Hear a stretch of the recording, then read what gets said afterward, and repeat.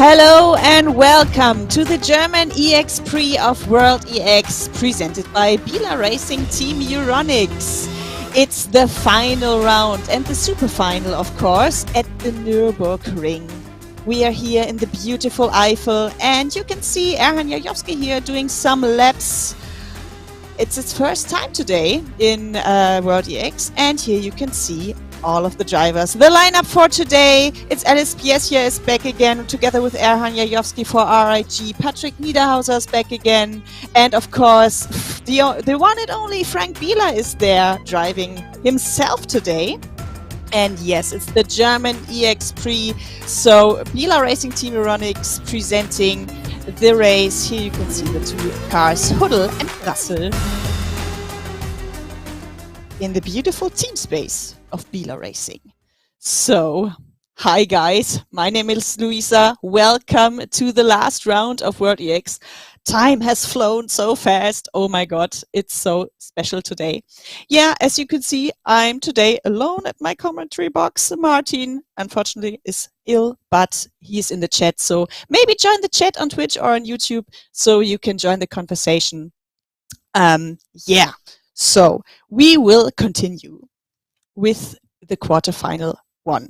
But before we do that, let's see how the track is going. So we have Nicolas Sillebrand and Frank Biela to present the track, the GP circuit of the Nürburgring.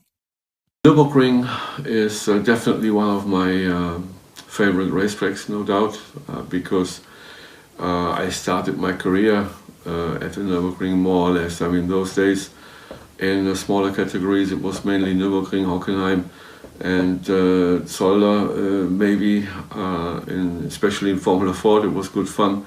So let's say first steps were done at the Nürburgring. Very interesting racetrack, very good memories. Definitely the main events were always the 24-hour race, and I participated a lot at the beginning of my career. Then later on, of course, I was involved in different projects, so I was abroad or overseas, and unfortunately not so many racing at the Nürburgring anymore. But yeah, good memories, very nice racetrack, and looking forward to race on it in the World X Championship. And out of the corner, 1000 horsepower instantly to the rear wheels as well, obviously all-wheel drive, but a little bit more torque speed to the rear. Go to almost 330 as we brake hard through the Haukarken and into the first corner of the Mercedes arena. And here the second one, many different lines you can take through here, but they all have in common that you have to get further outside. Always difficult to get the car turned in, you can see the tires heating up. And here you have to take care that you stay within the white lines here. So we now head to the next section of track. Former Ford curve down here. At the moment I think it doesn't have a name at all. Constantly just switching between the first and second gear of this car. Now down into the Goodyear Kehre. Hard on the brakes, and again gravity working against you. The brakes are really struggling. Now to Michael Schumacher S. Downforce doesn't quite play with you there as well. Slightly off camber. And up here into, I think, Wildsteinkurve, as it is nowadays. Mostly it has the nickname Beer Kurve with all the fans here. Simply because a lot of beer brands did choose to advertise for that corner. Now Vedol S here, once again into the Hyundai N curve, and you can see the front tires are really not having a great time. Obviously we make the setup for that round because it's our home race, and I would love to get into the super final because Nordschleife with this amazing car is always a ride. And yeah, it's certainly not out of the possibilities, but yeah, we'll see. So yeah, fingers crossed for Frank and Nicolas for their home race. Winning here would be pretty cool, I think, for them. So let's see how it's going. Let's continue with the qualifying results, I guess. So a free practice and qualifying are in the books, and the pole position is set by Lasse Sørensen, followed by Martin Stefanko and Erhan Jajowski. Right after that, Devin Braune, Beitske Visser, Rasmus Busk, Alan Terzek, Martin Rump, Thomas Schmidt, and Saifai Lee. So yeah, it was a thrilling one. Lasse Sørensen on top, right, followed by Martin Stefanko. Maybe you remember something from last year. We had those two opponents, so it's going to be exciting how it will end up in this race, and of course in the super final, which comes right afterwards. Yeah, I think we're going to continue with Biela Racing Team EURONICS, of course, again, as they present our today's race. Let's hear from Frank Biela and his team and about their history. I got into esports a long time ago, actually. Even during my career, I was sometimes doing some simulations, some testing at the PC. To learn a track, before going testing, for example. Of course, possibilities were very restricted, and then when it developed and you got more possibilities, more platforms to go with, it became more and more interesting for people to actually race each other. And yeah, then we founded the club and the team, and so far the last few years it went really well. It's a very interesting thing, and I like it a lot. I still like it a lot. I think esports is more and more accepted also in real life, in the real racing world, and I'm sure that of course you need the same skills. So it's also possible to translate everything from a simulation into real world. Of course, technical wise, and but also the drivers. I'm pretty sure. I don't know. A few decades ago, we were always talking about karting, and let's say 80% of the drivers, a good driver in karting, could make his way into real motorsport, and I'm pretty sure it's very similar in esports, in sim racing. Maybe not 80%, but I'm pretty sure 60-70% of the people can do it, and because, as I mentioned before, skills are similar or are the same, so that's something very interesting. And I think also a good way to go into or to get into motorsport. So quarterfinal one is about to come, but first I like to welcome you, the voice of World EX. Here he is, Dave Richardson, with me on stream. Welcome. Thank you, Louisa. How very generous of you. Here we are then. This whole season has been targeting towards this particular evening, and I have to say, really excited for the racing to come, of course. You've had the benefit and the privilege, may I say, of being part of the free practice session and the qualifyings as well. I've been watching, of course. It's been tight, Louisa, hasn't it? It's been tight, and it came out as you didn't expect as well again. So we all expect like Erhan Jajowski, who was always on P1, and then there he goes, Lasse Sørensen, the Danish Dynamite. He's back again on top. So cool. Okay, let's take a look at the race format then. What we can look forward to this evening. Welcome to the RCCO World EX Championship from Louisa and myself. What a night we have in prospect for you. A 20-minute qualifying determines the starting grid for the two quarter-finals, one for the pro racing drivers, one for the esports racers. The best 5 drivers from each group proceed to the semi-final before the final 2-lap head-to-head shootout for the best pro racing driver and the best esports racer. All cars reaching at least one final will qualify for the Super Final at the Nürburgring Nordschleife on December the 13th.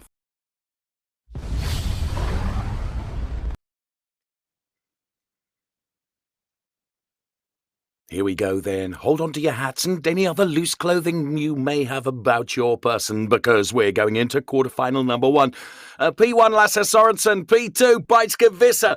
Then we find Martin Rump and Nicolas Hillebrand on the next row of our grid. Frank Biela, the legend, is back on P5 with Henry Drury alongside P6. Then it's Patrick Niederhauser and Chris Overend from P8 with Ellis Spiezza going from P9. That's the way the grid lines up then for quarterfinal 1 here at the Nürburgring. And there indeed is Lasse Sorensen then. Never bet against this TK9 E-Speed master, as he is such a determined driver. As you can see, the wardrobe at the back, though, he could do with a bit of tidying up in the old clothing department. I'm sure that will come. Lasse Sorensen then from Bijtske Visser, from Rump, from Drury, from Niederhauser, from Overend, from Spiezza. And we are just 12 seconds away from the klaxon sounding for the first of our quarterfinals this evening on the Nürburgring. Let's go racing, everybody. This is the RCCO World EX Championship.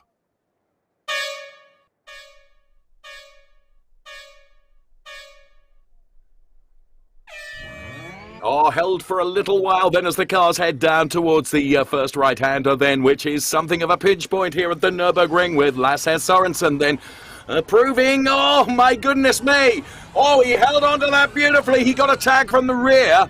A couple of cars on cold tyres going very, very sideways. Lasse Sorensen, how did he manage to hold on to that when he got a tag at the back? But he did. It is Lasse Sorensen that he's leading the rest of the pack away. Bijtske Visser P2, Henry Drury P3, Rump is up to P4. Then it is Patrick Niederhauser. No, it's not. Nicolas Hillebrand has gone through to pick up P5 now. So it's Niederhauser, Overend, Spiezza and Biela then. Biela, one of those being caught out right at the start. Turn number 1. Green flag flying. Lasse Sorensen also flying and building up a second's worth of margin already over Bijtske Visser. Let's go on board and see what it's like from a driver's perspective here with Henry Drury, who we ride on board with right now, hugging the curbs around the Nürburgring. It is one of the most iconic racetracks anywhere in the world. Absolutely love this place. And for Patrick Long Esports, there is Henry Drury then, giving it everything he can in that P3 place at the moment. But he's got to find something to try and get on terms with Bijtske Visser in P2. And this man, Lasse Sorensen, into the chicane for the first time of asking. P1 with a margin of, look at this, 1.3 seconds over Bijtske Visser. Both these drivers know the Nürburgring really, really well. Rounding the final turn and heading for home to take the timing line and into turn number 1 once again, starting lap 2 of 6. Concentration high on the agenda of Lasse Sorensen. You need to clip the curb going into turn number 1 to give you the perfect trajectory. There's Henry Drury being chased down by Rump now. And then the NIANCO Esports driver there, you can see really chasing hard as well. Lasse Sorensen now with about 1.6 seconds worth of margin over anybody else in this race. And in P2 at the moment, it is Bijtske Visser. As you can see from race control, warnings there going up. Wasn't quite quick enough in noticing the graphics at the top of the screen. But that obviously was something to do with what happened going through turn number 1 for the first time of asking right at the start of this race. Top 5, of course, is what's critical in this quarterfinal. And those top 5 positions held by Sorensen, Visser, Drury, Rump, Hillebrand at the moment. What a race. And on board then with Patrick Niederhauser now chasing down Nicolas Hillebrand. Now, Nicolas Hillebrand has got just under 6/10. Well, it is 5.91 now. And so there is every chance here for potentially Niederhauser to be able to close that gap. Use the draft he can on the back straight now. And heading towards that chicane.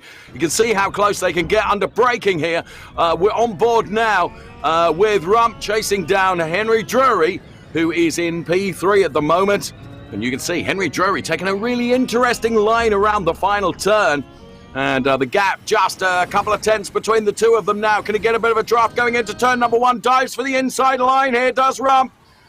Drury tries to close the gap. but nothing doing, and Drury loses the back end of the car and is in the gravel.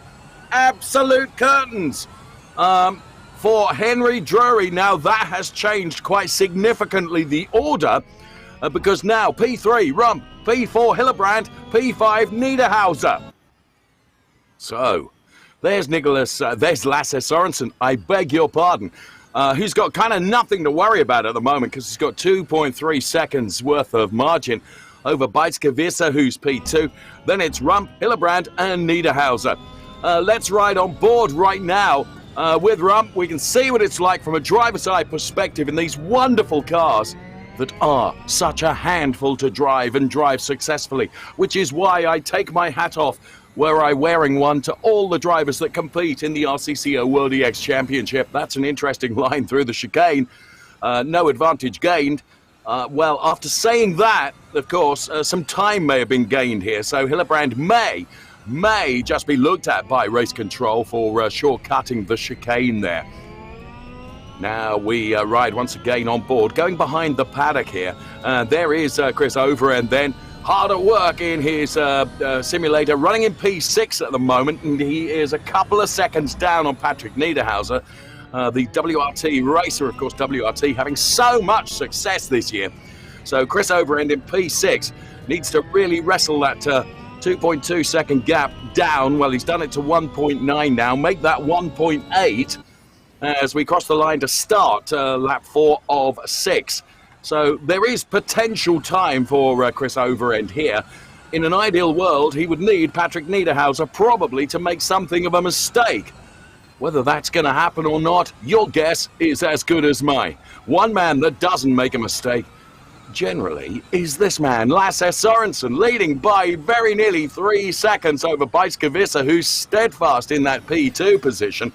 And there is the live gap for you on screen between P1 and P2. And this is your P1 driver, Lasse Sorensen for TK9 eSpeed, Beitske-Visser for BS Plus competition. And the number 89 car of Beitske-Visser, look, you can almost not now see Lasse Sorensen so far up the road. And here is Sorensen. He's just able to focus and concentrate on every apex, kissing the curbs where necessary. Running just a little bit wide on the exit of that turn, but he's got it all perfectly under control. On board now with Rump running in P3, and the cars P1, 2 and 3 have really gapped themselves. And on lap 4 of 6, well, about to conclude lap 4 of 6, we are beginning to run out of time in this quarter-final. What's happening between Niederhauser and Overend? Well, it remains about a couple of seconds between Niederhauser and Overend, and of course, P5 is the cut-off point with regards to progressing.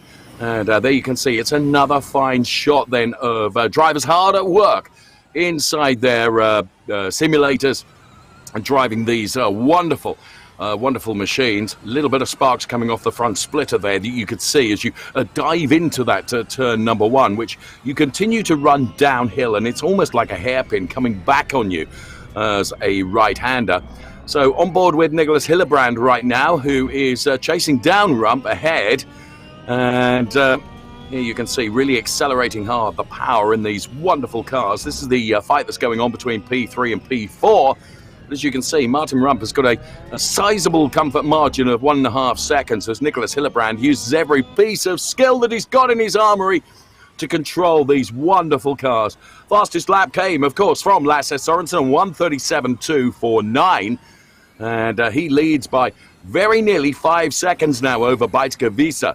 So Beitske doing a brilliant job in P2. Lasse Sorensen, well, he's putting the shine on the brilliant job of Beitske-Visser by 4.5 seconds as he leads this race in P1. On lap 5 of 6 laps in this quarter-final here, we reach the final stages of our RCCO World EX Championship for 2022 here at the Nürburgring. We'll give you a live gap between P1 and P2 then as they cross the timing line now. Here comes Lasse Sorensen. He's about to break the timing beam, and here comes Beitske-Visser.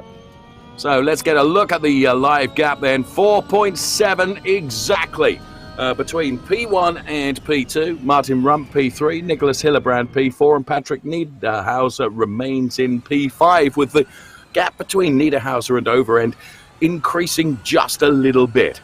So Sorensen from Vosse from Rump then.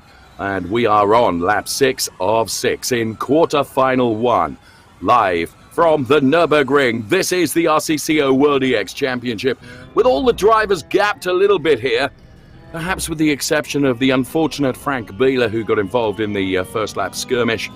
And that's really, really unfortunate. Really good to see Frank Biela back in the car once again.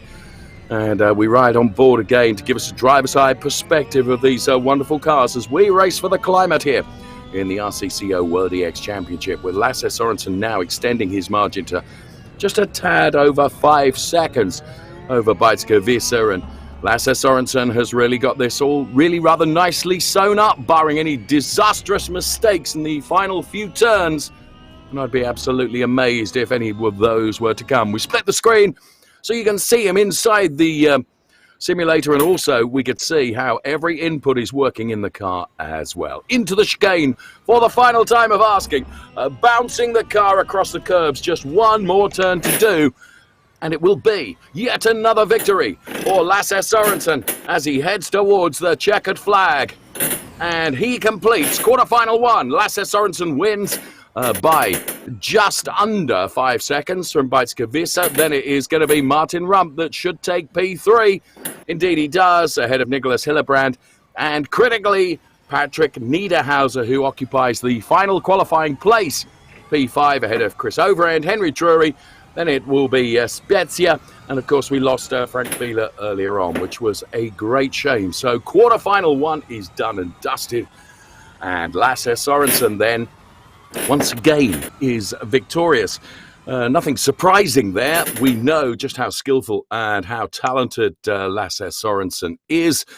And he has proved it once again here at the Nürburgring, the scene of the final round of our RCCO World EX Championship for this evening for TK9 E-Speed. The Danish Dynamite does it again.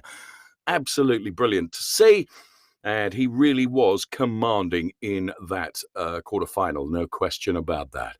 Beitske Vosse really taking it to him, but just wasn't able to quite match the pace of Danish Dynamite, TK9 E-Speed, and Lasse Sorensen. So there we have it. Quarterfinal 1 is done. Of course, Lasse having taken not only the victory, but also the fastest lap as well, a 1:37.249 here at the Nürburgring. Very, very impressive stuff indeed. That was our pro quarter-final, of course, and quarter-final to come for quarter-final 2, of course, for our esports races. Here's confirmation of the result then, live from race control. Lasse Sorensen confirmed as P1, Beitske Vosse P2. Martin Rump with a very creditable P3 for Absolute Racing, NIANCO Esports with Patrick Niederhauser P4, and Biela Racing Team EURONICS, Nicolas Hillebrand taking P5. Esports team WRT, Chris Overend was P6, Henry Drury was P7, Ellis Spezia P8, and regrettably Frank Biela having a torrid time of it at the Nürburgring, which is so unlike him. If anyone knows the Nürburgring really, really well, it is Frank Biela, and he did he didn't get the race that he would quite like. Louisa, yeah, they gap themselves all really rather nicely, but you cannot take it away from the Danish Dynamite and TK9 E-Speed and Lasse Sorensen. What a start. What, of course. Oh yes. You see, the guys are on fire. Beitske Vosse, she's so strong. Martin Rump, he's so strong. I'm sorry, my voice. Yeah, and I'm curious about the quarterfinal 2, which is about to come. Devin Braune versus Erhan Jajowski. It's going to be a tough fight, I think, as well. So, but before we go to quarterfinal 2, let's hear more about Nicolas Hillebrand and his way into sim racing as a professional racing driver. Hello, my name is Nicolas Hillebrand, 25 years old from Lippstadt in Germany, and I'm racing for the Biela Racing Team EURONICS. I got into esports racing because in real racing I was in kart slalom and auto slalom, and a lot of my opponents started going into racing, into either kart or touring car racing, which I couldn't afford at the time. And my parents didn't have the time to support me with that as well. So I looked for other ways, which I found on YouTube. and in the form of Jimmy Broadbent. And I saw that, they are preparing to do an F1 2000 series, which was the first full year that I watched Formula One as well. So I got into that, started racing, then into sim endurance racing and rally and all that stuff, and the rest is history. Now here I am. I joined in real racing in quite late age overall, 12, 13 pretty much, with kart slalom, and a year later in auto slalom as well with practice, and then 16 years of age with competitive auto slalom, regional and national basis. And then a couple years later, when I saved up enough money, I did a couple of weekends in touring car racing as well, where I still have a very nice podium ratio of 75%, which I hope I can keep up if I can return to racing next year. As part of my role in the Honda Esports Works program, I had a TCR test this year in October, which reignited my flames, so to say. And I'm currently very busy looking for sponsors so I can maybe have my debut in the BMW M2 Cup Germany next year in the big GT Masters weekend, or ADAC Racing weekend as it's called now, with DTM and DTM Endurance and all that stuff there. So hopefully it goes well and I can get back behind the wheel of a real car. The World EX is honestly one of my favorite activities in sim racing at the moment and in esports, simply because it's obviously a very competitive series. Everyone's in the same car. It's a very difficult car to drive and a very, very cool car concept. And it's very close racing, but the atmosphere isn't as tense and, as stressful as in other series. Like, it's still more like a fun evening with friends, even if you don't know some guys or some girls so much, you still have a fun experience the entire time. And, you're having a laugh with friends, so to say. So it's just a great series. What's the story behind that? This thing. But basically the story behind that is I got into historic racing with the GP Labs community in a 1950s sports car league where we've been racing on historic circuits like Targa Florio, Spa, Old Le Mans, and all that stuff. It's been great fun, and simply because I just got a little bit into it, I thought, I'll have a look on Etsy. I just found this helmet. I found the glasses, and I was like, wouldn't it be funny if I streamed the races looking like that as well? Great to hear from Nicholas Hillebrand. Best of luck. BMW M2 Cup for Nicholas Hillebrand. That would be great if you could find the sponsorship. Being I'm the voice of it. Martin Stefanko goes from P1 for our next quarterfinal alongside his Erhan Yoyovsky. Devin Browner, going to be a danger man from P3. Rasmus Busk goes from P4. Alan Terzic lines up P5 for our esports quarterfinal with Thomas Schmidt alongside, and Zai-Fi Lee. Never rule him out of the equation, going from P7. That is your grid for quarterfinal number 2 for our esports races, with Martin Stefanko then having banked that P1 position with Erhan Yohovsky right alongside. We are just under 30 seconds away from the cars getting underway for quarterfinal number 2. Then for our esports racers, there they are, lined up on the hallowed tarmac of the Nürburgring. And Martin Stefanko, of course, going from P1. Danger man, as I said, could be Devin Browner here, but never rule out Yoyovsky. Always determined. So we see what they'll do. We are ready to rock and roll.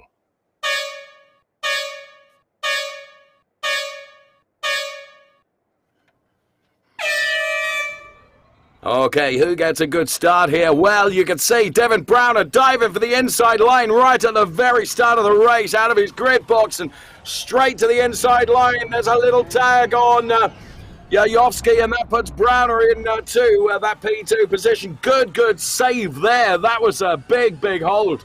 Devin Browner then going from a 0 to 0 down there into P6 now. Devin Browner with lots and lots of work to do.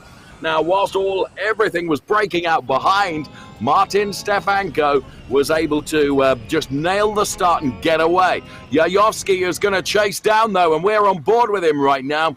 It is a 6-lap sprint then in this quarterfinal 2. And we can see, and we switch the camera angle so you can see not only the racing action on track, but also what it's like inside the simulators for these drivers then, as we go racing then in this quarterfinal 2. Martin Stefanko then with some 6/10s. Here is, you can see Busk who's running in P3 at the moment. Thomas Schmidt is P4. Devin Browner down there in P5. He's through if he can hold on to this P5 position, but Zai-Fai Lee and unbelievably Alain Terzic right at the back of the pack. That's how competitive this is. And riding on board now with Devin Browner, then outbraking, going into the chicane. Absolutely brilliant driving from Devin Browner then, who's trying to make up for the disasters right at the start. Let's put the first lap in the book and start the second then, with Devin Browner on an absolute mission now. He is going to be so a man to watch in this for Esports Team WRT. And diving into that turn number one, very nearly connecting with the back end of the Jojowski car. But as you can see here, Thomas Schmidt is chasing Devin Browner really hard. So Browner is in this invidious position of being in P4, but being chased from P5 as well. And he's, of course, trying to attack at the same time. On board with Jojowski now, who's chasing down our leader, Martin Stefanko, who's not been able to break away in quite the same way that we saw in the pro quarterfinal with our race leader breaking away and building up a good gap. And Lasse Sorensen, of course, just showing how it should be done. But for the moment, brilliant driving from Erhan Jojowski, who is really keeping Martin Stefanko very, very keen here. So Martin Stefanko having to keep an eye on absolutely everything and make sure that he doesn't make any mistake and lose concentration, if only for a millisecond, because you get the impression that Erhan Jojowski is just waiting to pounce like a viper here. Back straight behind the paddock here at the Nürburgring. Under braking then, Erhan Jojowski. Did he take a look at the inside? I don't think he was quite close enough to be able to do so. But now, this is critical, because as you use the final turn here at the Nürburgring, a good exit from here can set you up perfectly for an overtake opportunity going into turn number one. Although I don't think he's quite close enough. Is he going to dive to the inside? Well, he certainly took a look, but he was not able to do anything about it. Martin Stefanko makes the car wide going through turn number one. Meantime, Devin Browner has moved up into P3. So Devin Browner then up to P3 is some, about 3 seconds down on this man that we're on board with now, Jojowski. But Devin Browner being chased all the way here by Busk, who's running in P4. Thomas Schmidt is in P5. So here then we can see the fight from the split screen. Martin Stefanko and Erhan Jojowski then, total concentration on their faces then. Rasmus Busk then, false start, 5-second time penalty. That's been issued by race control, and that playing nicely into the hands, presumably, of Thomas Schmidt and also potentially Zai-Fai Lee as well. We will see come the end of the race. Whoa, you can see just how on the edge you are in these wonderful machines. Erhan Jojowski then getting the back end just twitchy a little bit. So Rasmus Busk and Alain Terzic causing a collision, of 5-second time penalty. That on the race control screen, the graphics right at the top of your screen, so you can be completely informed as to everything that's going on. Stefanko leading by 3.5 tenths over Erhan Jojowski, and then Devin Browner in P3. Rounding the final turn once again to put another lap in the book and start lap 4 of 6. Where's the time gone in this race? So P1 and P2, just tenths between them. Devin Browner throwing absolutely everything at it to try and get on terms with the top two as well. Of course, him running in P3 means that he does go through from this quarterfinal too. And they are riding on board once again the number 88 car of Erhan Jojowski, then doing a very good job here, holding on to that car and proving just how difficult it is. The Acer Vero RAG Esports team then. And there you can see the live gap between P1 and P2. And Martin Stefanko has just got this, for Williams Esports, got it nicely comfortable now, where it's just increasing the margin between P1 and P2 by hundredths and tenths on every lap.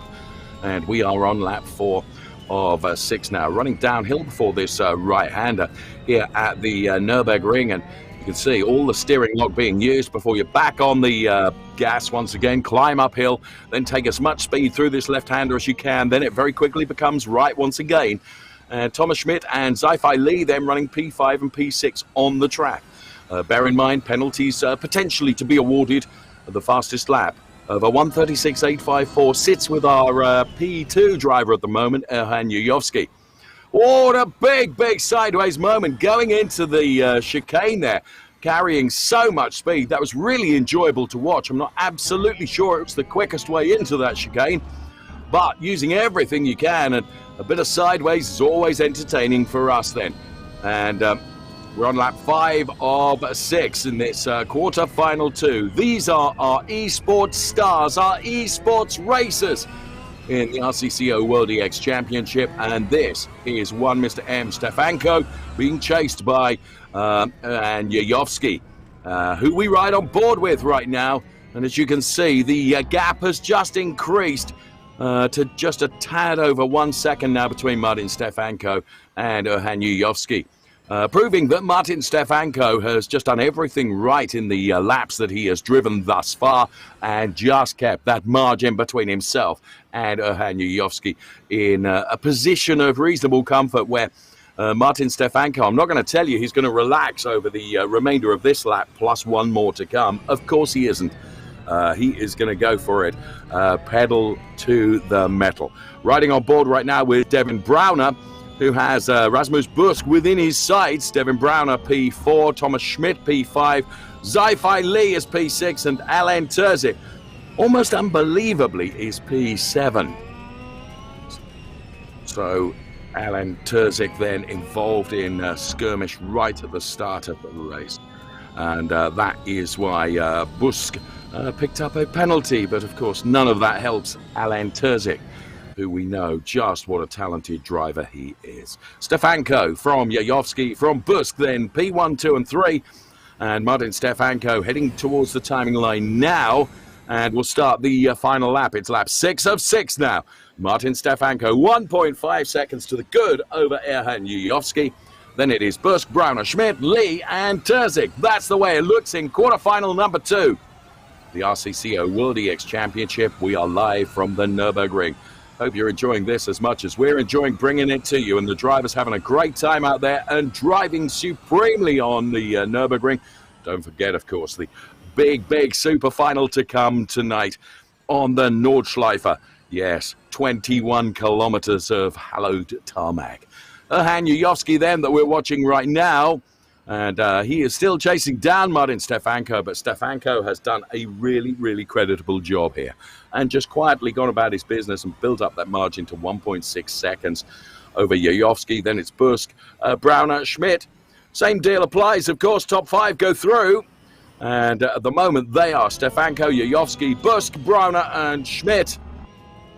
And you can see that perhaps Erhan Yuyovsky has realized that, do you know what, I'm not going to get him. And he has just proven to be so good here. Through the kink, which is taken absolutely full chat flat, heading up towards the chicane for the final time of asking.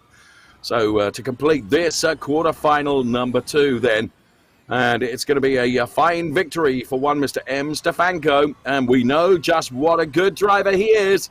Heading towards the checkered flag then, Stefanko is victorious, Erhan Yuyovsky is P2. Then it's Busk, Browner, Schmidt, Lee and Terzic. So cars slowing down now after that, and Martin Stefanko, I'm not sure if you can hear me or not. I hope you can. Good evening to you, Martin. That was a masterclass of driving the Nürburgring. Thank you. Thank you. Now, the thing is, what I was really interested there, Martin, right at the very start, Erhan was very close to you, but just your absolute precision in every corner of the lap just meant that quietly you were adding tenths and tenths and tenths to the gap between yourself and Erhan. Presumably, you will tell me that was all part of the plan, Dave. I mean, it kind of is. I mean, it depends on your driving style. I'm usually very gentle. That's how I like the cars, to be driven. And yeah, it suits me. So even though I'm not the quickest at the beginning, I'm faster at the end because I know how to take care of the tires. So yeah, after a few laps, I was able to open up the gap a little bit and just keep it safe and sound to the finish. What I try and do, Martin, and I don't know whether I succeed, is just try and explain to our thousands of race fans that watch you and watch all the drivers is these cars are a big handful for you to get the best out of. I mean, you don't have time to relax for even a millisecond, do you, Martin? Yeah, that's exactly right. I mean, these cars are very tricky to drive. It's much harder than it looks on camera. So yeah, these cars are very tricky. It takes a lot of precision to handle it and to get the lap times out of it and to get them consistently. That's the most difficult part about it. So yeah, it's certainly very, very unique. Well, you were consistent and you were cool. Well done to you, Martin Stefanko. Here comes the official result in full for you then. So Martin Stefanko then, and thank you for talking to us. For Williams Esports takes P1 ahead of Erhan Yuyovsky. For Acer Vero RAG P2. Devin Browner then, good comeback. Esports team WRT, he takes it to P3. Thomas Schmidt for NIANCO Esports P4. Alan Terzic then, courtesy of the penalties earlier on, BS Plus competition, he takes P5, so he goes through. And it's Zai-Fi Lee for Absolute Racing and Rasmus Busk then for TK9 eSpeed that we lose from quarter-final number 2. And what a really exciting quarter-final it was. It was just watching a masterclass, as I said, with Martin Stefanko, who's done the business for Williams Esports. Louisa, masterclass. I don't think that's too grand a title for his performance. Do you? No, I think not. It's like I have a little flashback like to last year, seeing Lasse Sørensen again on top and Martin Stefanko being that strong. And interesting like to watch him versus Erhan Yuyovsky, who's to be mentioned, it's the first time sitting in an EX0 for him. And still that fast and still always on the top of the pack. It's incredible. But of course, as you said, Martin Stefanko knows the car like the back of his hand. He knows the track. He's strong on this track. So well deserved. Yeah. So I think we are heading over to the semifinal. But before we do that, let's hear more about Biela Racing Team EURONICS. Frank Biela and Nicolas Hillebrand will talk about their ways to impact the fight against the climate change.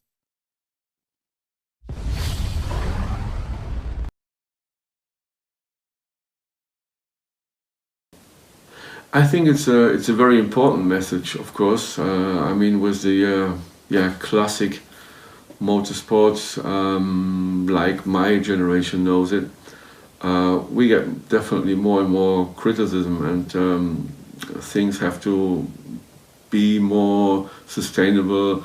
Everybody knows that we do have a big problem, so we have to do something for the climate, and we have to change our mind, and we have to do things different. And that's the message we would like to send. And one way is, of course, going esports. I think it's a very interesting, very competitive way of doing motorsport. It's a different way, of course. It's a new way, but very, very competitive and very interesting. And beside sim racing in real life, of course, we have to change things as well. And we know it everywhere in different categories and championships. They get new rules, and they have to take care that they do the right decisions for the future.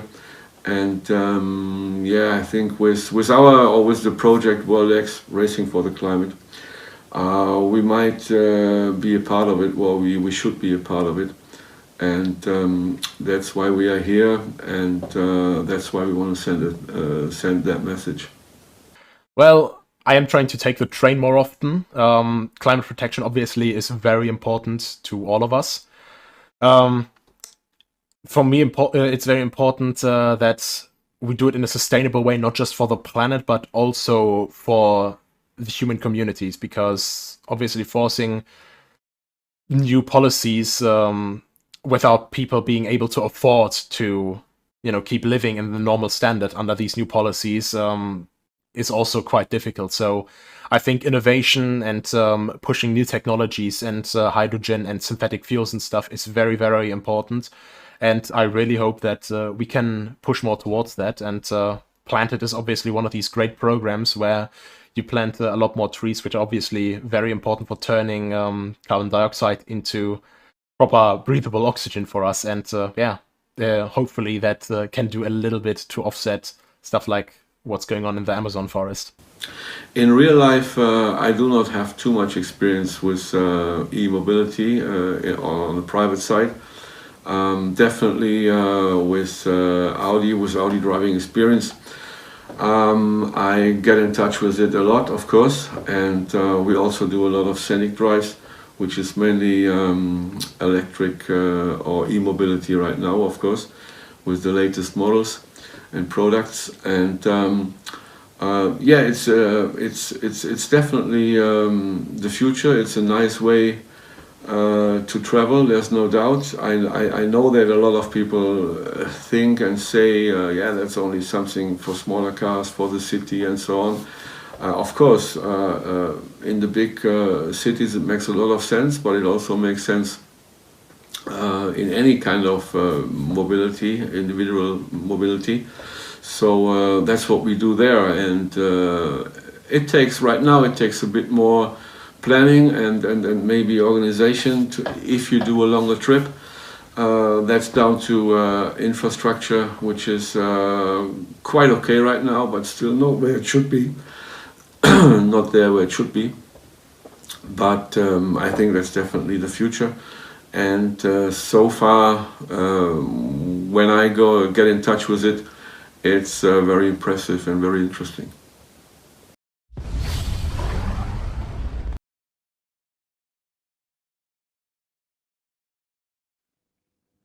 Here we go then, and as you can see, we are lining up nicely for what will be an awesome semi-final.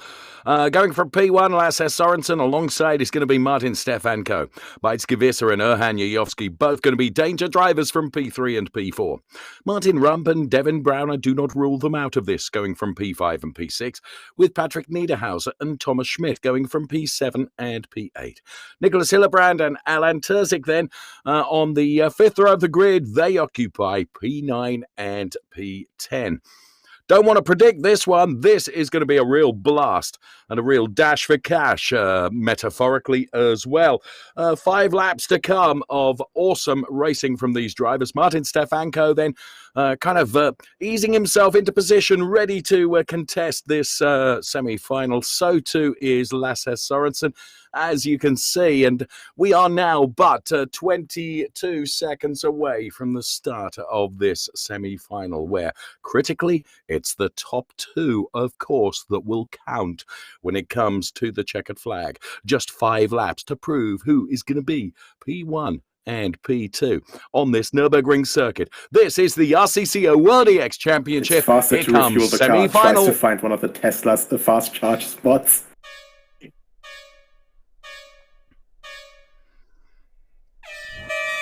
Lights out. Away we go racing then. Lasse Sorensen immediately trying to dive to the inside to protect that inside line going into turn number 1. Martin Stefanko turn in now. Beitske Visser, Rump and Stefanko.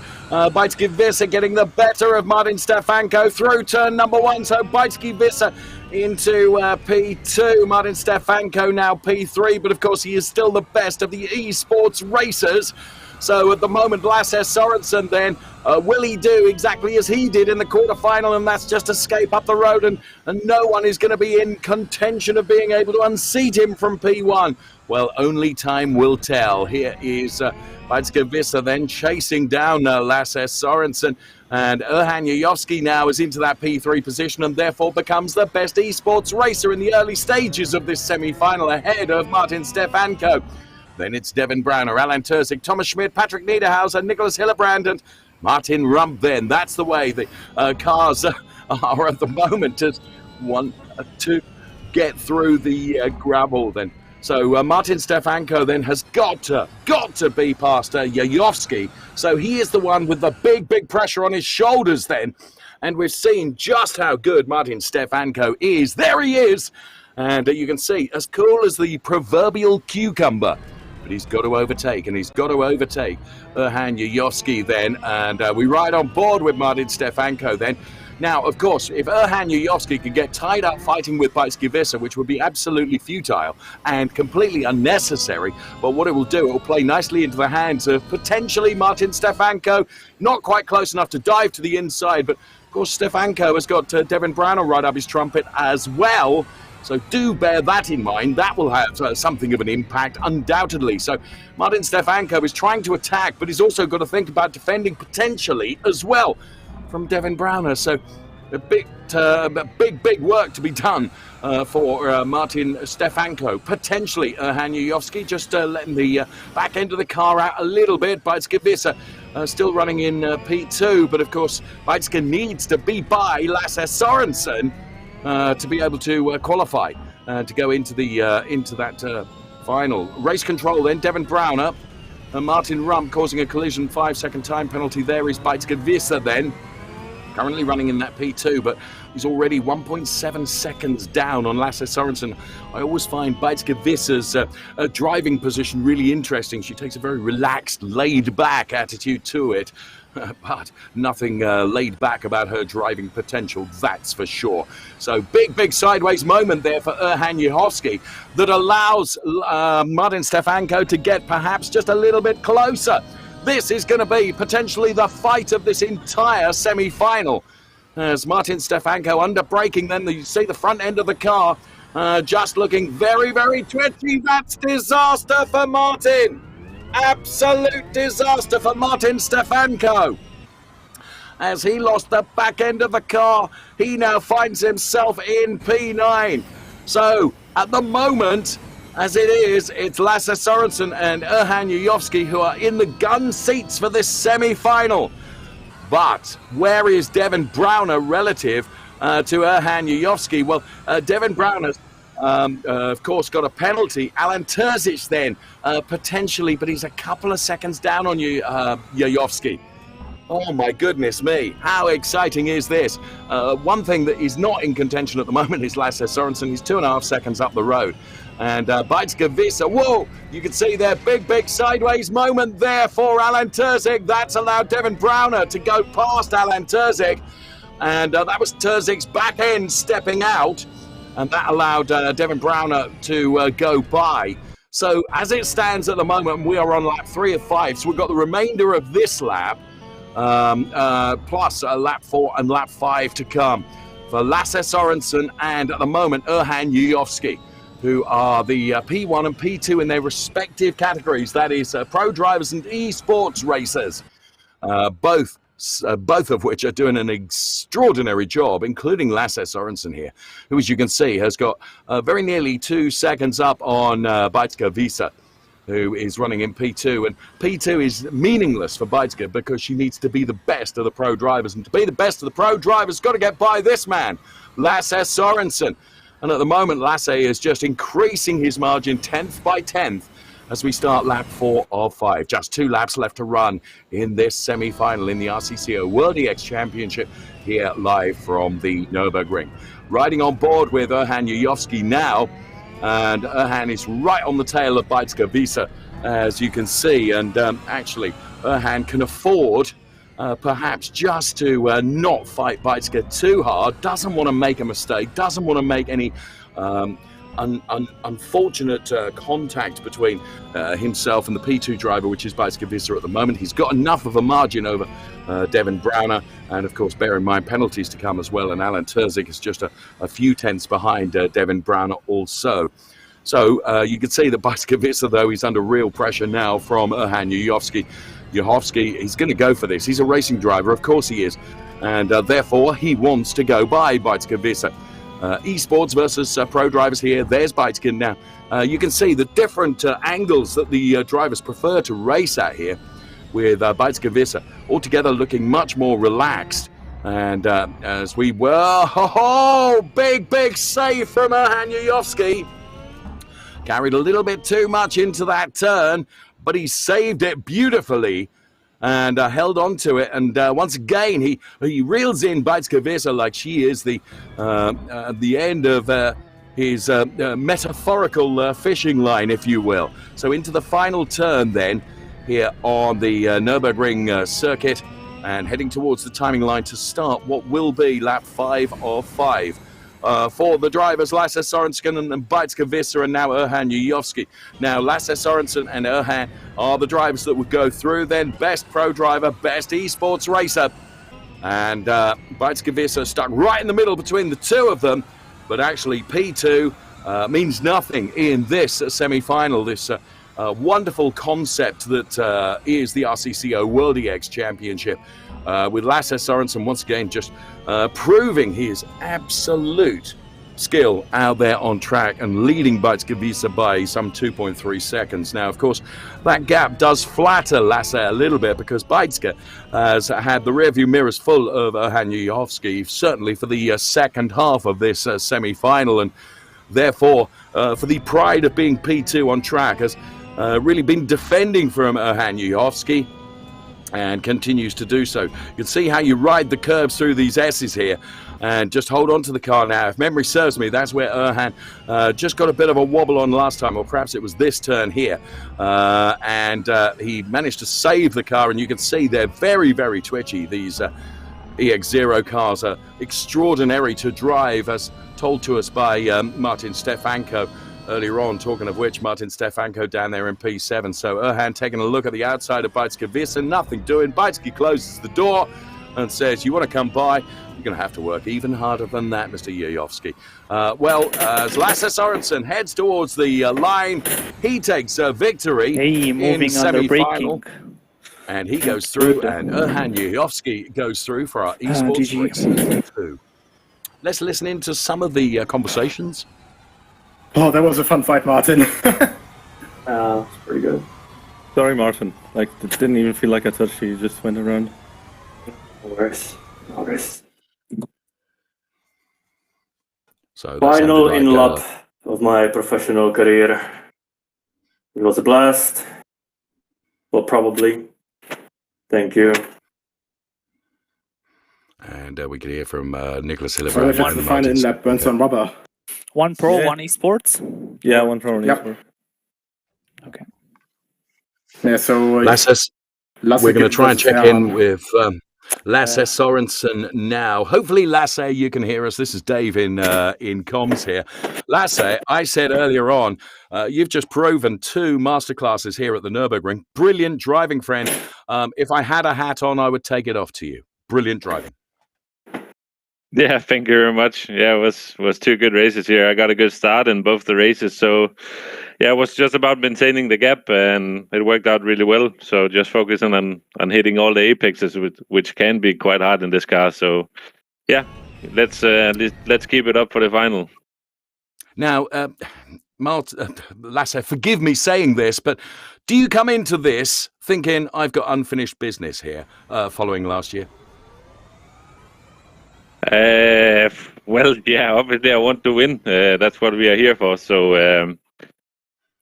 we are gonna do everything we can to win this time, and hopefully grab the big one in the end as well. So yeah, we have some work to do here.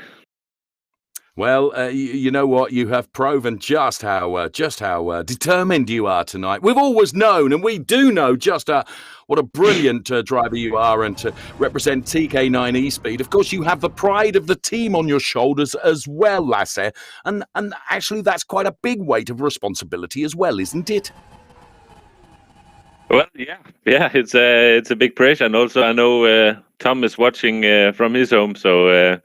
It's also another pressure to put on the shoulders, but I just want to make him proud, and I hope we can do that tonight.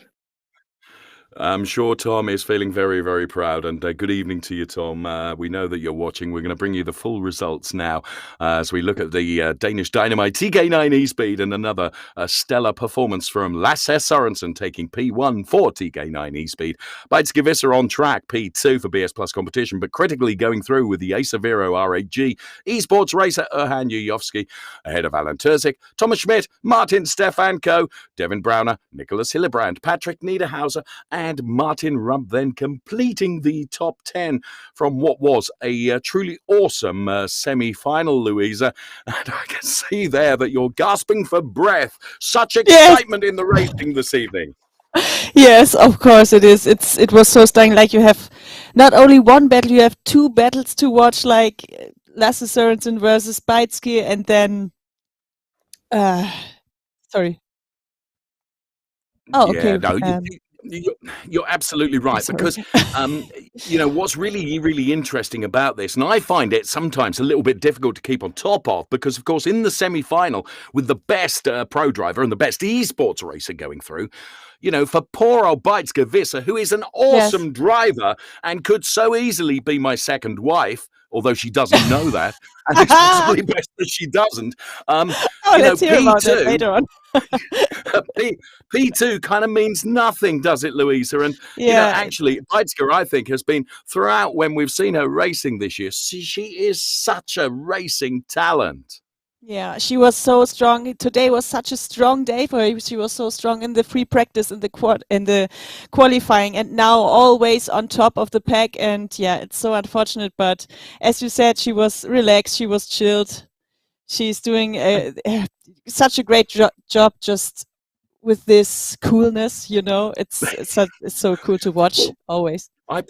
I picked up in the race, Louisa, and I mentioned it, and I'll probably get told off later. But if you compared the two driving positions from, say, Beitske Visser and then also from the very top esports racers as well, their driving positions are very different, aren't they? Beitske really sort of lays back in the chair, whereas many of the other drivers, they're kind of like Lasse is a good example. He's not fighting with the wheel, but he's really up front, isn't he? A completely different driving style. Yeah, maybe it's coming from, like, Beitske is used to sit in Formula cars when she's driving W Series, and maybe she's more comfortable with that because she's more used to that, and so everyone has their own setup. So. But typically you have come up with probably what is the correct answer, Louisa. As always, I bow to your greater knowledge than me. But yes, you're absolutely right. Of course, Beitske having been in Formula races and doing very, very well in the W series. But also another point I want to pick up on, and we saw that with a number of the drivers, particularly in that semi-final. These EX0 cars are so demanding. I mean, they're awesome cars to drive. But actually, you are on an absolute knife edge, Louisa. And we saw a couple of brilliant saves where the drivers just put it over that knife edge and very nearly lost the car, but held onto it. I mean, that is skill personified, isn't it? Yes, it is. Especially this car with this power.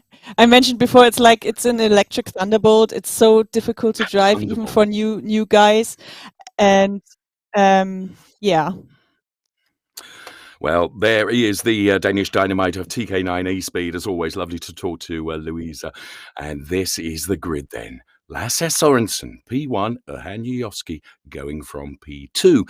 TK9 E-Speed up against the RAG Esports then. P1 and P2. That's the way the cars line up then for our final for tonight here at the Nürburgring. And there is one Mr. L. Sørensen, complete with the untidy wardrobe behind. And I'll speak to him about that a little bit later, and he'll really tell me off, I'm sure. Erhan Yujovski then, also there looking absolutely determined. This is going to be a real shootout, of course, because this is such an exciting race, because merely 2 laps. And in 2 laps here at the Nürburgring, it goes by in an absolute flash of adrenaline and power. from these fantastic cars. So they're going to line up on the grid now then.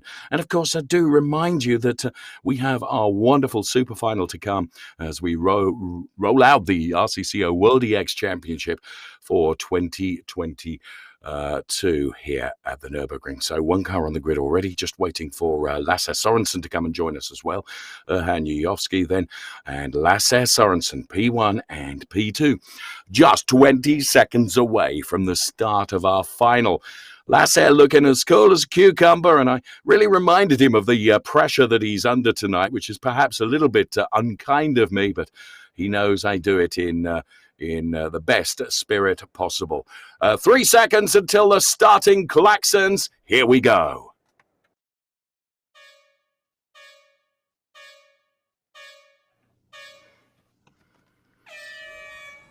Will it be the pro driver or the esports racer to be victorious? Lasse Sorensen doing as he has done in every appearance on the track so far, and that's protect the inside line going into turn number 1. That gives him optimum for turn number 2, but Erhan Yujovski knows that he's just got to find a way by Lasse Sorensen, and he's only got 2 laps to do it. Lasse Sorensen then very, very rarely yields to the pressure that's piled upon him, and we did see earlier on that Erhan, he doesn't make mistakes, but he pushes so hard. And that was certainly the case in the semi-final when he almost lost the back end of the car, but saved it absolutely beautifully. So Lasse then, who thus far has always just built a margin of comfort as soon as possible. And there you can see what I mean about Erhan Yujovski. Just giving absolutely everything at it and drifting the car into the turn completely sideways in a wonderful power slide. Also entertaining for us. And I tell you what, Lasse Sorensen hasn't got a chance to build that comfort margin as they go absolutely side by side. This is the final between Lasse Sorensen and Erhan Yujovski. And it is so close. There is barely the width of a piece of paper between the two of them. Heading up towards the chicane, a little bit of a love tap between the two. And wow, how does Lasse Sorensen hold on to this? He is under more pressure than he's been for the entire evening from Erhan Yujovski, who is utterly determined like never before to see off the pro driver. And now we are on to the last lap of this final. Going into turn number 1, here comes Yujovski on the outside of Lasse Sorensen. Sorensen makes the car as wide as possible to protect that inside line. Yujovski then tries to fight back and find whatever he can. He's certainly got the pace and he's certainly got the determination, but he has got to be ahead of the car that is in front of him. Fastest lap from Lasse Sorensen, who leads now by just on 3/10 between Lasse Sorensen and Erhan Yujovski then. TK9 eSpeed up against RAG Esports. And now Lasse Sorensen stretching his legs a little bit. This is where Erhan Yujovski just carries so much speed. He's not afraid of being sideways in the car and carrying the speed through a slide to try and keep on terms with our leader, Lasse Sorensen. But Lasse Sorensen then, stealth-like, has increased the margin to just under 4/10 now. We're about to run down behind the paddock here at the Nürburgring.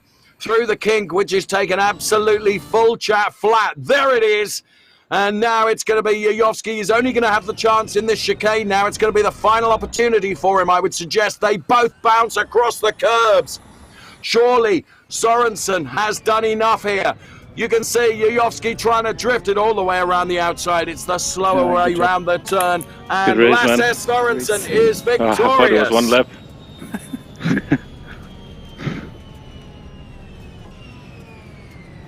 And Lasse Sorensen then admitting to Erhan Yujovski he thought it was 1 lap. Well, it was 2 laps. Creditable performance from Erhan Yujovski, who really took it to Lasse Sorensen. Let me check in with Mr. Yujovski here. And forgive me if I've pronounced your surname incorrectly. I don't really care because you as a driver tonight have been a superstar. So enjoyed watching you.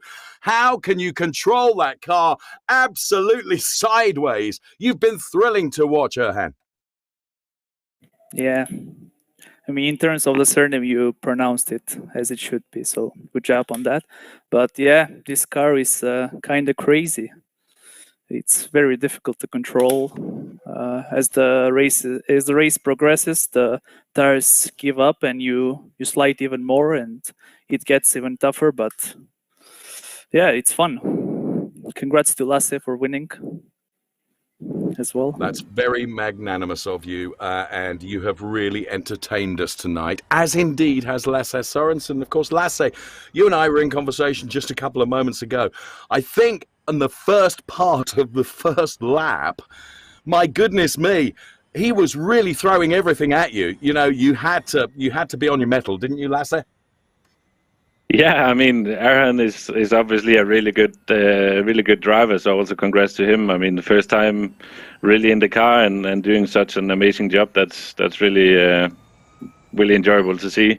But I hit the curb in Schumacher S's, and yeah, I missed the apex fully, and that allowed him to come really close to me. And on the other hand, also I thought it was only one lap, so that didn't really help. We heard you say that in comms with Erhan as well. So, yeah. So, did you really think as you head towards the timing line, you thought, oh, that's only one lap. Phew, I've done it. And then, oh, my goodness me, I've got another lap to do. Yeah, also because I have like a hot display on inside the game, and it showed that was the only lap that it was. So I lifted when going over the start-finish line, and then I saw, fuck, it's not over yet, and I had to go. Sorry for the bad word, by the way. Oh, Lasse, we'll forgive you. And once again, apologies for Lasse's colourful language. Let's take a look at the results then, as if we need to look at those. But confirmation from Race Control will be up on screen then. Danish Dynamite has proven to be utterly determined tonight, with Lasse Sørensen taking P1 for TK9 eSpeed. Erhan Yujovski with a hugely brilliant performance for Acer Vero R8G taking P2. Beitske Visser for BS Plus Competition P3 and BS Plus Competition P4 as well, with Alan Terzic. And there you can see the rest of the results in graphics. But an absolutely thrilling final. And they aren't always like that, Louisa, because once you can get your nose in front, but Lasse really had to work for that, particularly on lap one. Dave, the tale is not over yet. So we will head up to the super final. Danish Dynamite is in. Vero 88 is in. So we have Lasse Sørensen and Erhan Yujovski maybe again against each other. So, but first of all, here are the World EX Championship standings right now. We have Walter in front, Danish Dynamite P2, Vero 88 P3. Afterwards, Zebrallen and Zebra Kira both P4 and 5. Williams Esports P6, Vero 8 P7. Sentis P8, Huangje P9, and Stögo P10. Pronounced like an absolute superstar. I'm so glad you did that, rather than me. Because they sounded really good. Thank you so much. Thank you. This out from your mouth. Thank you so much. Yeah.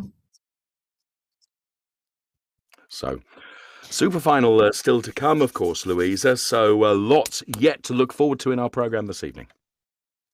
Yes, of course. So, 2 laps around the Nordschleife are there to come in this super final. We have Vero 88, Danish Dynamite, Zebrallen, Walter, Stögo, Vero 8, and WRT Pro. All on grid for 2 laps around the iconic Nürburgring Nordschleife. And so what's so special about this track? Our lovely Mike Rottenfeller will show you in this track guide. The highlight of our championship will be the super final. It's a 2-lap race at the Nürburgring Nordschleife with our EX0. We will find out who will be the champion, and I think the best is to go on board to show you how it is with our 1000 horsepower beast, electric beast around this track. And that's why we go on board now. We're on start finish. I think on the Grand Prix track I can talk a bit more compared to the Nordschleife because it's just a bit easier, let's say. Turn 1 very tight, and now we go straight into turn 2. It's different to the normal Grand Prix version there. And here we go downhill, banked left-hand corner, right-hander, can lean nicely on the exit curb. Now we go down to Dunlop. You can V-style this one, maybe a bit too much here. Early on power, up the hill towards Schumacher S. Nice left-right combination. Now we are braking for bit corner.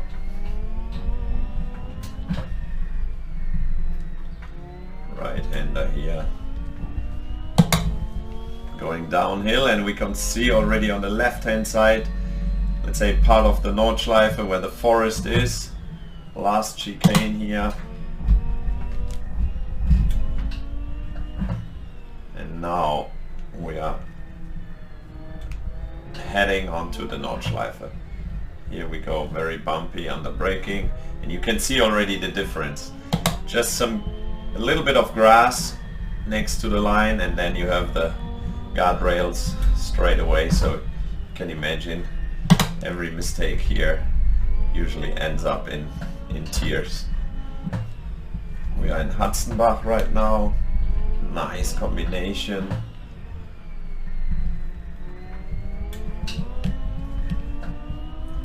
We are heading towards Flugplatz, very famous part of the track. Going uphill, you just see the sky in the car, and then up here, quick right-hander. Heading towards Schwedenkreuz. We're doing 350 almost.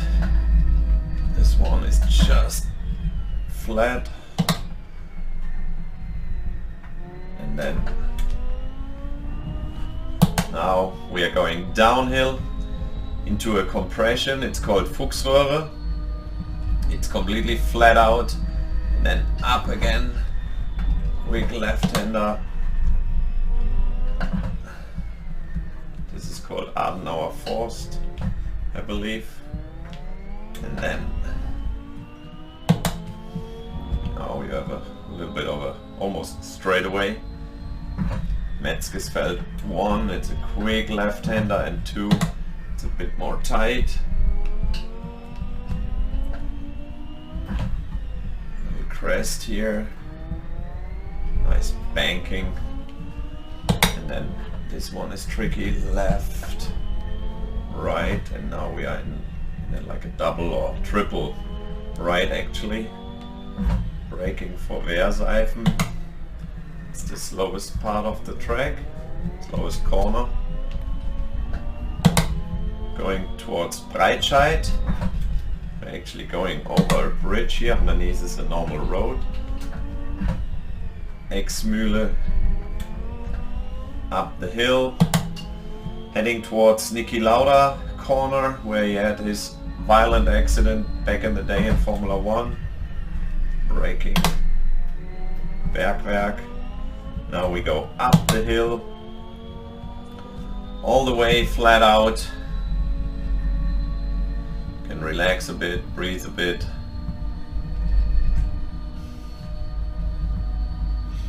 For again 340 we are doing here up the hill before we go to Mutkurve. It's a quick left, and here's a very fast right.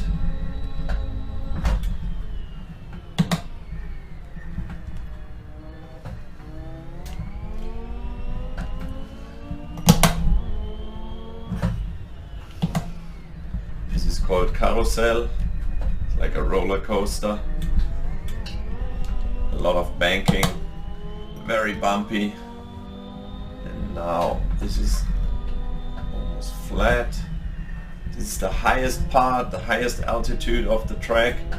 It's called Hohe Acht.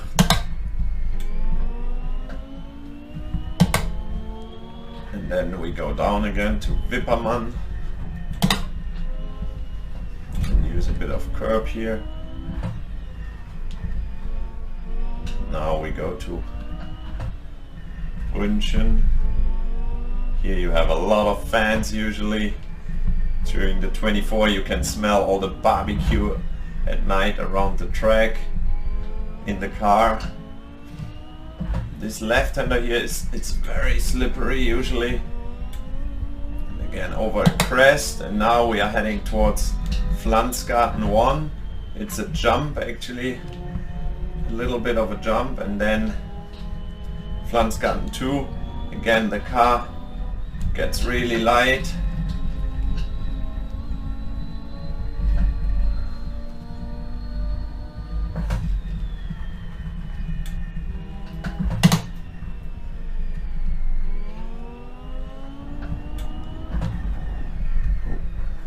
Small mistake here. Should have been more on the left. Now we are at Galgenkopf. It's the last corner before we are on the very long straight called Döttinger Höhe. Now you can relax. Now you did almost the full lap. You can talk to your crew in the real car, give some feedback about the tires and everything, and yeah, like I said, just breathe, and we are going back towards the pit lane, let's say, or the pits and the Grand Prix track. Down here, Tiergarten, very quick, flat out section, and then slowing down for this tight last chicane. And now we are back on start finish, and that was a lap here at the Nordschleife with our EX0. I hope you enjoyed it. Thank you very much, Mike Rockenfeller. Look at Tom in that wonderful photograph. That's lovely to see. Here's our grid in full. Incidentally, Mike Rockenfeller not with us. He's testing in the States, and he did the setup for tonight's race. Devin Browner going from P1. Lasse Sorensen going from P2. Then we find Erhan Yujovski and Alan Terzic going from P3 and P4. Ellis Spiezia from P5 and Patrick Niederhauser P6. Then Chris Overend going from P7 tonight. 2 laps of this wonderful Nordschleife. I should also say, get well soon to Martin Kumaro, who's not with us this evening, keeping Louisa company. She's had to put up with me, Martin, you rotten devil, for making her have to do that. So get well soon. It all reaches this stage where we get to what is going to be our super final after what has been a stunning season of racing in the RCCO World EX Championship. And there is Devin Browner in the final stages of preparation then. 2 laps of this wonderful Nordschleife here at the Nürburgring. There's Lasse Sorensen, who I can tell you his warm-up lap was less perfect than he would have liked it to be. Has that shattered his confidence going in to this super final? Of course, the weight of the respective teams for each of the drivers is in on their shoulders. Here we go, just a couple of seconds away from the start.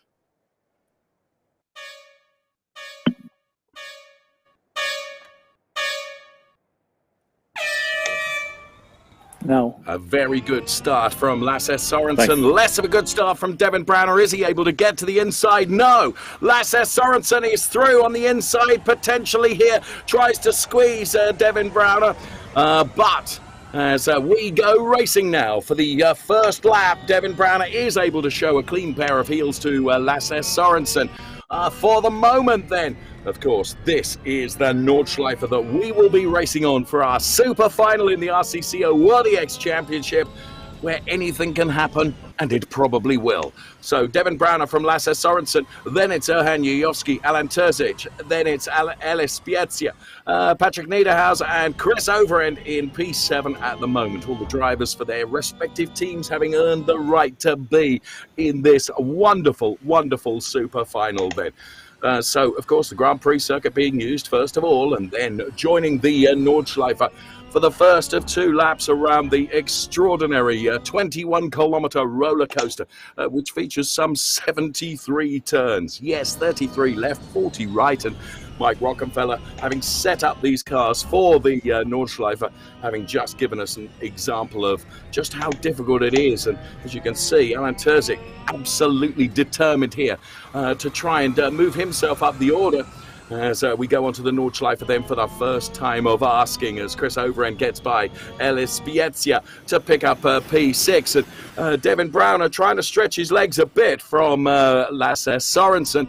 Now, Lasse, of course, has got unfinished business from last year and will feel very, very determined to be able to take this super final and of course, to do it for TK9 Speed. Will he do that? Well, only time will tell then. The early stages of being on this Nordschleife and some wonderful camera angles to show you how the top three in the braking zone have really broken away from the rest of the pack. And the rest of the pack includes this man in P4, Alan Terzic, who's got a completely clear track ahead of him until he sees the back end of Yayovsky then.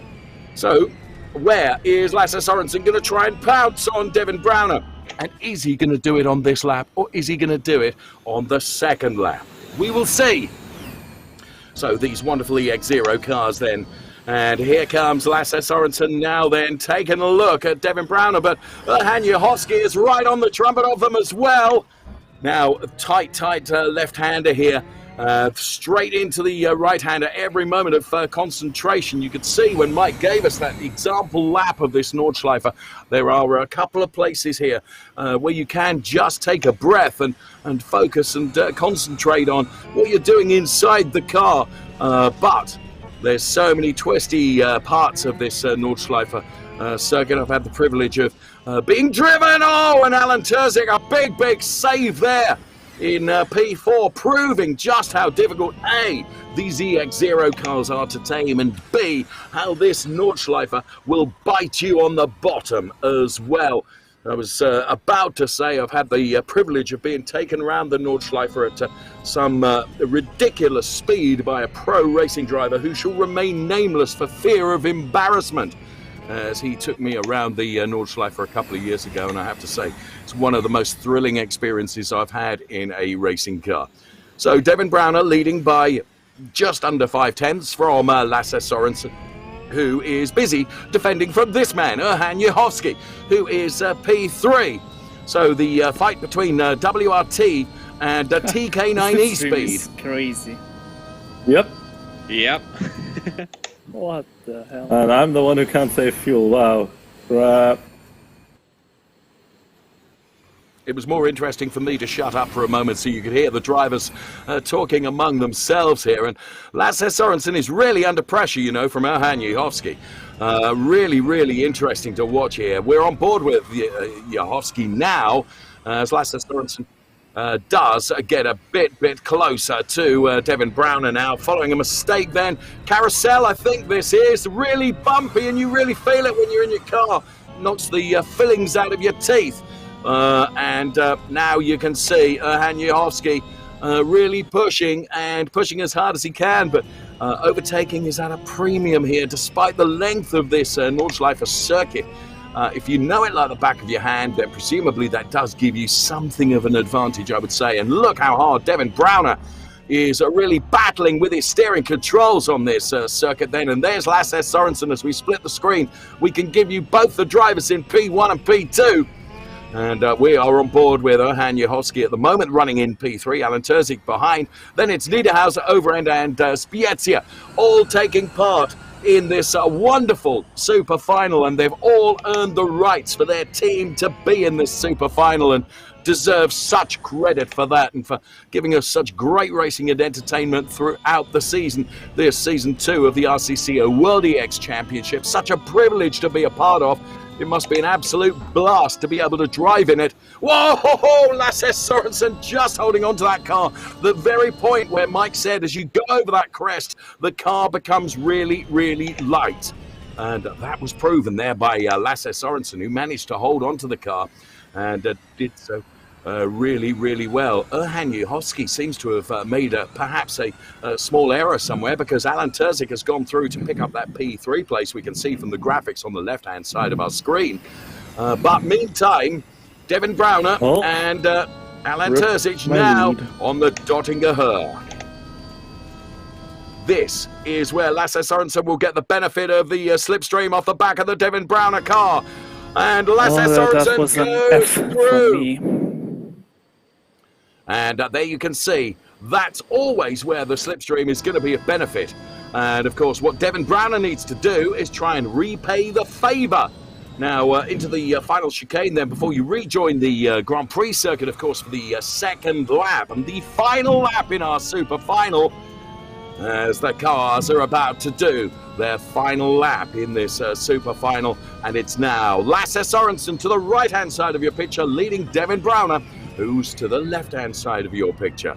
So for TK9 eSpeed, and we know that Tom Kristensen is watching us right now, and of course he will be shouting and screaming for his driver, Lasse Sørensen here, who's leading by 4/10 over Devin Browner in P2, Alan Terzic in P3.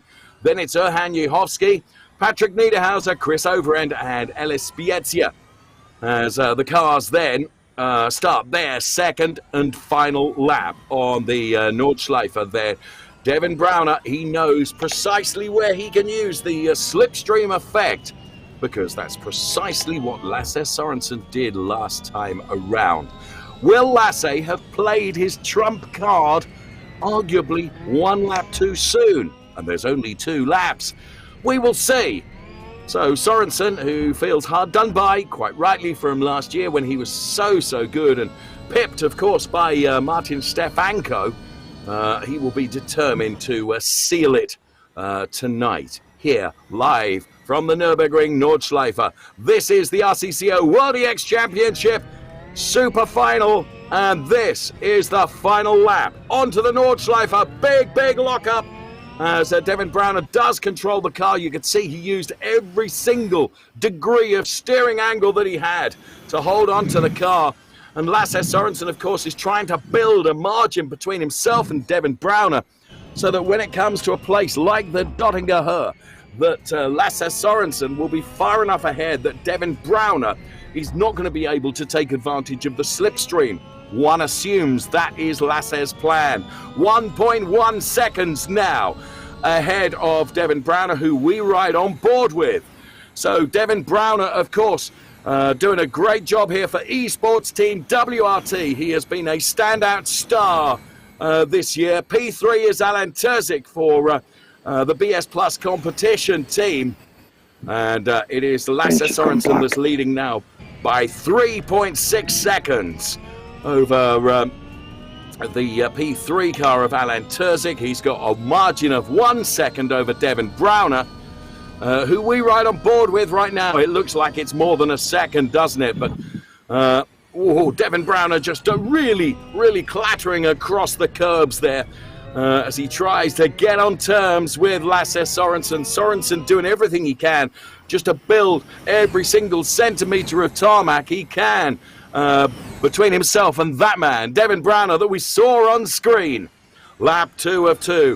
The concentration from Lasse Sørensen. I mentioned in the build-up to this super final, his warm-up lap was really rather less than desirable. I wondered if it would have shaken his confidence. Here's Alan Terzic then, running in P3. He's been another star this season. All our drivers have been superstars, really they have. There is Alan Terzic then, running in P3, ahead of Erhan Juhovski, who's P4, Patrick Niederhauser, P5, then it's Ellis Spiezia, P6, and Chris Overend then running in P7. Oh, and Devin Browner, that has probably done for him, I would think, because Lasse Sørensen will be so far up the road now. Surely that error from Devin Browner, which may have caused damage to the right-hand front of the car, surely that, and you can see almost a look of disappointment across Devin Browner's face there, keeping an eye on the rearview mirror at all times as well to see how close Alan Terzic is. But surely that has played nicely into the hands of Lasse Sørensen. So Lasse Sørensen leading by 2.4 seconds. You could see, I think, that there could be potential damage to Devin Browner's car. I think he did make contact with the Armco. Alan Terzic is getting closer. So Alan Terzic can smell the opportunity of P2 here. And for Lasse Sørensen, who's now, 2 seconds up the road. Carousel, here we go. Bumpy ride through here like the proverbial roller coaster, which Terzic did really well. Took us for a ride through there that was really enjoyable. He's running P3 ahead of Patrick Niederhauser by a huge margin. But now Terzic carries so much speed. How did he keep that out of the Armco off of the grass? Well, he did. And this is our leader, Lasse Sorensen, for TK9 eSpeed. Danish Dynamite has driven like absolute dynamite thus far tonight. And he has... Well, Devin Browner, 3.2 seconds behind him. Alan Terzic getting closer to Devin Browner with every single meter of tarmac on the Nordschleife. And you can see as we ride on board with Alan Terzic, he can sniff the opportunity of a P2 here because he knows Devin Browner is weak because of potential damage to the front right-hand side of his EX0 car. Danish Dynamite, though, out on his own by just over 3 seconds as Alan Terzic, well, I think he is absolutely throwing everything at this. And Lasse Sorensen is almost within sight of the Doddinger Höhe. And that, of course, the fastest part of the circuit. And that's where Devin Browner would have had he been close enough to Lasse Sorensen, potentially the slipstream advantage. But I think Lasse Sorensen being some 3.5 seconds up the road as he starts the Doddinger Höhe now. Surely Lasse Sorensen, barring disaster, has done enough, but it could be all changed for P2 as here comes Alan Terzic and goes through like a hot knife through butter on Devin Browner. Browner will try and get it back again. And here you can see Terzic trying to break the toe. And Alan Terzic and Devin Browner go side by side, and Browner goes through for P2. Absolutely brilliant stuff, but for Lasse Sorensen, righting the wrongs of last year, he heads towards the checkered flag and he's victorious. Congrats, Lasse. Thank you very much. Can somebody pass me some Strepsils? My throat has had it. Lasse Sorensen, World Champions TK9 eSpeed, Danish Dynamite. Lasse, is that sweat or is that a tear from your eye? That's fully sweat. I mean, I was 100% focused here on the last lap. That was a full push lap to try to nail that last round to get Devin out of the slipstream. So that was really hard. I'm sweating a lot now, and yeah, super happy for the whole TK9 eSpeed. What a enjoyable year. Danish Dynamite, absolutely determined. And Lasse, I was telling our audience, just on your warm-up lap, the warm-up lap didn't go as planned, did it, Lasse? Well, yeah, I did a mistake on one of the curves. I was trying to figure out which curves I should stay away from. So it was about trying to push, but not pushing too much. Because if you do a small mistake here, you're just in the wall. So yeah, that was nerve-wracking. But yeah, finally worked it out. But quite clearly, it didn't shatter your confidence, did it, Lasse? It didn't upset you at all, because you were brilliant. I mean, I was just focusing on doing what I did in practice. So trying to nail the braking points, try to nail the apexes, and making sure to do no mistakes. So that worked out, and I'm super happy for it. What an unbelievable year.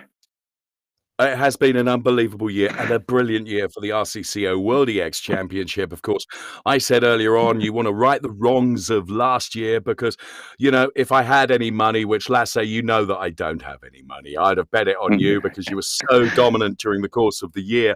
How big a disappointment was it not to take the super final last year? Because, you know, by form, you should have done it.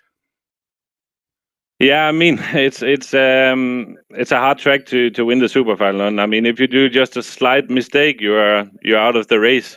So I think last year I wasn't fully prepared for the Nordschleife race. I was too focused on the Grand Prix race instead of the Nordschleife. So I think this year I committed more towards Nordschleife than the Grand Prix circuit. So yeah, I think that really worked out because I really felt confident in doing what I do. So that really helped me a lot. Last year I was a bit more nervous. This year I was fully calm. So yeah, I think that's some of it as well. I'm just trying to get I was trying to get Tom Kristensen on the phone here, but he's not picking up. And you know why? It's because he's still screaming. Let's check in with Devin Browner if we can. Devin, I have to say, you've been a brilliant driver and a brilliant ambassador for WRT all season long. One single, solitary, tiny error, but that's enough on this track, isn't it, Devin? Yeah, absolutely. Thank you, first of all. I mean, I'm happy still with P2. Lasse absolutely did a push lap. I figured I wasn't going to do that, and I was just hoping he was going to make a mistake. I did have a small error, but that was not what cost it overall. I think that was more like on the first lap, I just couldn't save enough energy. Okay. What was also brilliant, though, you lost none of your nerve because right at the end of the race, on, of course, Dottinger Her, where Alan Terzic had come past you first of all, you could almost hear you saying, "Damn that, friend, I'm coming back at you." And you did get him back again. It was really nip and tuck between the two of you, wasn't it? It was brilliant to watch, Devin. Oh, that was good fun. Actually, I baited him into getting me early on by just lifting on exit, so that I would have the whole straight to attack him back, and apparently that worked. Didn't know apparently about it. You definitely did it. Well done. Strategically, many congratulations to you. Many congratulations to the team as well. But of course, Danish Dynamite World Champions for TK9 eSpeed. Lasse Sørensen then has delivered tonight in the RCCO World EX Championship. And Danish Dynamite and TK9 eSpeed World Champions. And there you can see across the screen the confetti flying across the team space of TK9 eSpeed. Thoroughly deserved. Louisa, what a brilliant season. Of course, I'm speechless right now. I really am, because you know, you don't have to be the powerful driver, the most strong driver maybe, to be the champion in the end. You know, like last year it was Lasse being the best performer of the whole season and the one always to beat, and he didn't make it, and it was like so heartbreaking. And now it was like Devin Browner always performing well, always on top, the strongest driver on the grid, and as well the same situation like it was last year together with him. Just breathtaking. He's breathtaking, Louisa, and I screamed for help right at the end of the race because my throat, which has been on 100% for the entire evening, peaked at 102%, and now I have nothing left vocally to offer. It's just about gone. But I have to say, for me, it's been such a privilege to be part of the RCCO World EX Championship. Of course, our second season, Louisa, and you know, I've always believed in the concept that Mike and Thomas, and big credit to both of those stars for coming up with this. The concept works so well. Let me bring you the race result in full. Lasse Sørensen then for TK9 eSpeed is the winner. Devin Brown, Esports Team WRT P2. Alan Terzic for BS Plus Competition P3. Patrick Niederhauser for NIANCO Esports P4. Elis Bietsia, Asa Vero RAG P5 with Erhan Yahovsky. What a race he's had tonight. Asa Vero RAG taking P6. And Chris Overend, another superstar for the Esports Team WRT. And of course, he's British, P7. And then when it comes to the 2022 World EX Championship, Danish Dynamite have beaten Volta from Esports Team WRT to take P1, Volta P2, Vero 88 P3, Zebralen P4, Zebra Kira P5, Williams Esports P6, Vero 8 P7, Santis P8, Huangche P9, and Stogo P10. I didn't pronounce those with anything like the style that you would have done, Louisa. Stögu. Yeah, but I'm not Swiss, so maybe I'm doing it wrong either. So, yeah, it was such a great season. It's unbelievable that it's over now, but so big thanks to Mike, who's unfortunately not here today. Big thanks to Thomas Vogt, who's doing everything behind the cameras, everything behind the scenes. And I know somebody who's cheering right now at home on his couch, who is a big Danish Dynamite fanboy. Guess who it is? It's Martin Komaro. He's with us in the Twitch chat right now. He's so happy. Yeah. He watched How do I everything. do that? You see, I'm not young like you, Louisa. I don't know how to do any of this business. It's all new to me. I show you later on, of course. So Okay. yeah. There we have it then, the culmination of a fantastic season. And there's me thinking, do you know what, Mike and Thomas, I know you both deserve a rest, but actually a winter series would be blooming good, wouldn't it? Just a hint from my point of view. And on that note, with my throat about to collapse and beg for mercy, I'm going to say I hope you've enjoyed what we've been able to deliver, and I hope your memories of what tiny contribution I've made to our program will be kind this year. And I'm going to leave the final words to Louisa, and I will go and lie down in a darkened room. Louisa, as always, a delight to work with you. Thank you so much. Thank you so much, Dave, and thank you so much, guys at home, guys who are watching this right now. And we all wish you great holidays. Have a lovely Christmas. Come good into the new year. Happy New Year to you all, and have a great evening. Thank you for passing by. See you.